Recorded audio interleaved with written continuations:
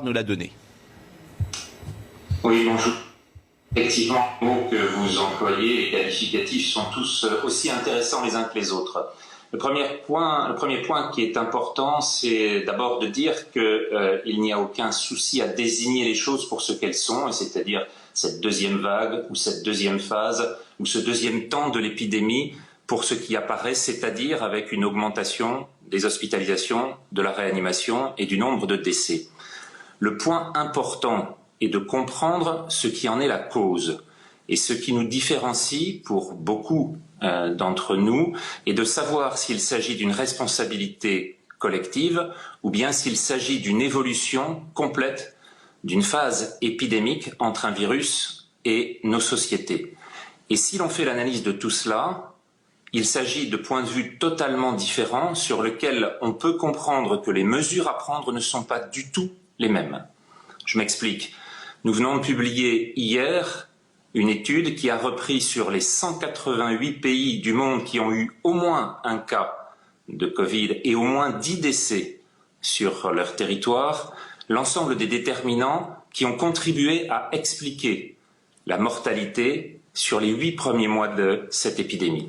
Et ce que l'on constate actuellement en regardant tous les grands facteurs, qu'il s'agisse de l'espérance de vie, qu'il s'agisse des facteurs sanitaires, des facteurs économiques, des facteurs politiques ou des facteurs environnementaux, c'est que le plus important, c'est-à-dire la cible principale du virus, ce qui va expliquer la mortalité à la fin de la première et de la seconde phase, pour ceux qui en ont connu deux, eh bien c'est essentiellement la régression de l'espérance de vie, la stagnation de celle-ci, les critères métaboliques, c'est-à-dire la sédentarité et l'obésité, les maladies cardiovasculaires, l'environnement, c'est-à-dire la température, et c'est ce que nous notions dès l'été, c'est ce que nous avions dit par rapport au présent employé à ce moment-là. Je disais au mois d'août, dans un certain nombre d'entretiens, et notamment avec un article du Point, il n'y a pas de deuxième vague au présent. Je n'ai jamais dit il n'y aura pas de deuxième vague. Au contraire, j'attirais l'attention sur ce qui était en train de se passer dans les pays d'hémisphère sud, et c'est ce que nous avons vu avec un très long dôme, une très longue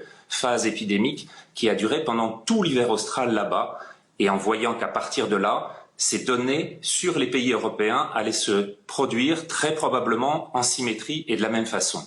Donc cette question qui était de démontrer qu'il n'y avait pas de facteurs prédictifs dans les algorithmes et dans les prédictions qui étaient faites par d'autres équipes, montre principalement que ce sont ces effets liés à la nature des sociétés très développées avec ces facteurs de risque cardiovasculaire et avec le facteur de risque l'âge qui expliquent la mortalité. Et malheureusement, dans cette étude, il n'y a pas de relation entre l'intensité du confinement, qu'il y en ait, qu'il n'y en ait pas, qu'il soit militaire ou qu'il soit lié à un simple couvre-feu. Il n'y a pas de relation entre le confinement et la mortalité finale. J'entends, je ne vous ai pas coupé parce que ça demande effectivement une explication en longueur, c'est une explication radicalement différente de celle qu'on entend. Je ne sais pas, est-ce que M. Toussaint est un farceur pour vous? Oui, parce qu'il nous a expliqué pendant je ne sais pas combien de temps qu'il n'y avait pas lieu de s'inquiéter. Non, je n'ai pas dit ça, Laurent, je n'ai pas dit ça. D'accord, vous n'avez pas dit ça, mais enfin, vous avez dit pas exactement les mots, et on peut pas les repasser, les mots sont précis. Les extraits de ce qu'il a dit? Il y a 15 jours, comme ça, on pourrait savoir. Il y a 15 jours, vous étiez encore sur un plateau télévisé à assurer qu'il n'y avait pas encore de deuxième vague. Moi, je vous ai entendu, M. Toussaint. C'était avec Martin Blachier. Et quand les gens, il me semble bien que quand les gens disaient, quand il y avait des médecins qui disaient attention, on risque une deuxième vague. C'était Delfrécy qui disait ça. Delfrécy a dit il y aura une deuxième vague fin octobre, début novembre. Enfin, il disait non, c'est pas du tout. Par ailleurs, Éric Nolot. Par ailleurs, vous ne répondez pas à la question principale, parce que là, vous nous parlez de la mortalité. Nous, on parle des admissions en réanimation, c'est-à-dire la saturation, pas forcément des gens qui meurent, mais de la saturation des services de réanimation. C'est ça qui est en jeu. Eh bien, c'est à nouveau un problème très important pour savoir comment il faut décider les choses. Et c'est en fonction des résultats attendus qu'on va le voir. Si vous pensez qu'en fermant les restaurants et en fermant les salles de sport, vous allez contribuer à limiter les entrées en réanimation, la preuve est faite que ce n'était pas la solution à prendre. Ce qu'il faut maintenant, c'est mettre les moyens là où sont les besoins. Et ce qu'il faut donc, c'est organiser une prise en charge des personnes qui en ont besoin. Et s'il le faut éventuellement, avoir un hôpital très large, un hôpital de campagne. Les Anglais l'ont fait, les Madrilènes l'ont fait. Et avoir à partir de ce moment-là un accueil porte de Versailles, au palais des expositions à Villepinte, dans des endroits qui permettent d'avoir des grandes circulations et des grandes continuités du suivi pour les personnes qui seront à ce moment-là prises en charge sur des structures qui seront dédiées à cela. Alors, analyse radicalement différente, puisque vous... J'essaie de synthétiser. Le professeur Toussaint ne doute jamais. Non mais, Je constate, il ne doute jamais, il se trompe jamais. Attendez. Mais il se trompe jamais, c'est sûr. Non, ce que je veux dire, c'est que c'est analyse radicalement différente de celle qu'on a entendue tout à l'heure, puisque vous Oui, mais dites qu'il faut augmenter quelle crédibilité il peut avoir après de s'être trompé de telle manière? Bon, moi, ce que je voudrais savoir, c'est pourquoi vous êtes quelques-uns et pourquoi la communauté scientifique et politique ne vous suit pas. Ça pourrait vous interroger. Moi, j'essaye de donner la parole à tout le monde.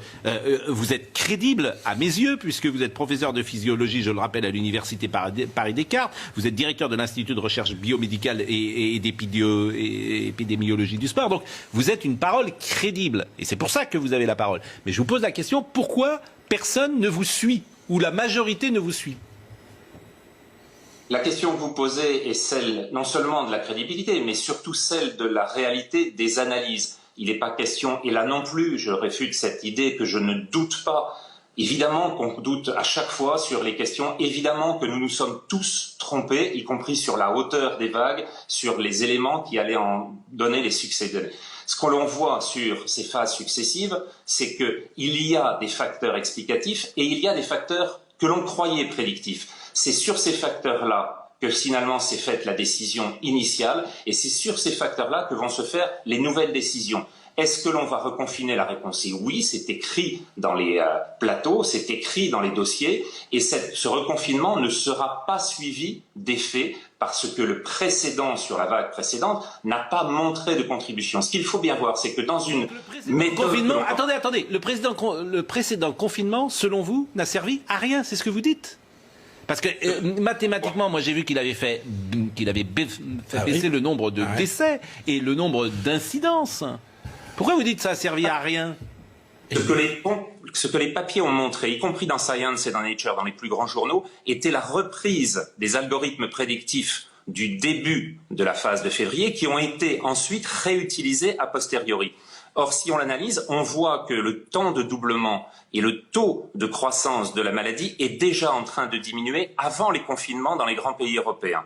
Et donc, si l'on poursuit et que l'on mesure a posteriori, non pas sur des algorithmes, mais sur la réalité, ce que nous avons fait et que nous avons publié hier, on montre que l'intensité du confinement n'a pas de rapport avec la mortalité. Tout ça, mais d'abord, je suis pas sûr de tout comprendre, bien évidemment. Et pourquoi, à ce moment-là, pourquoi cette analyse que vous donnez n'est pas privilégiée? Olivier Véran, c'est quelqu'un qui écoute. Emmanuel Macron, c'est quelqu'un qui écoute, forcément. Tous les plus grands spécialistes sont autour d'eux. Et personne au monde ne fait ce que vous faites. C'est-à-dire que tout le monde reconfine. Tout le monde en fait aujourd'hui globalement à la même stratégie. C'était pas le cas il y a 6 mois, mais maintenant tout le monde, Pays de Galles, Irlande, Nouvelle-Zélande, etc.